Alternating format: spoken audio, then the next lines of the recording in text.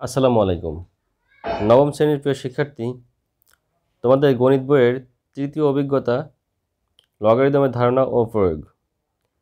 এই অভিজ্ঞতার কোন কোন বিষয়ের উপর তোমাদের ধারাবাহিক মূল্যায়ন সম্পন্ন হবে এবং এই অভিজ্ঞতা শেষে কি কি যোগ্যতা অর্জিত হবে এবং ওই যোগ্যতার সাথে সংশ্লিষ্ট পারদর্শিতার সূচক বা পিআই কি এই বিষয় নিয়ে কথা বলবো।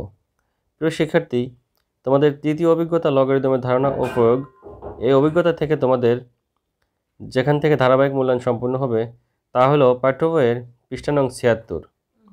পাঠ্য বইয়ের ৭৬ পৃষ্ঠার সমস্যা ১ ও ২, এই দুটি সমস্যার উপর তোমাদের তৃতীয় অভিজ্ঞতার ধারাবাহিক মূল্যায়ন সম্পূর্ণ হবে এবং এই দুটি সমস্যার মধ্যে থেকেই তোমাদেরকে দুটি যোগ্যতা অর্জন করা হবে। এই দুটি যোগ্যতা এবং সাথে সাথে তোমাদের ৫টি পিআই চিহ্নিত করা হবে, অর্থাৎ ৫টি পারদর্শিতার সূচক চিহ্নিত করা হবে। প্রিয় শিক্ষার্থী, তোমাদের পাঠ্য বইয়ের ৭৬ পৃষ্ঠার সমস্যা দুটি তোমরা ভালো করে অধ্যয়ন করো এবং এই দুটি সমস্যার সাথে সাথে যে পিআই রয়েছে এবং যে যোগ্যতা রয়েছে সেগুলো অর্জন করো, এই প্রত্যাশা ব্যক্ত করছি। সবাই ভালো থেকো। আসসালামু আলাইকুম।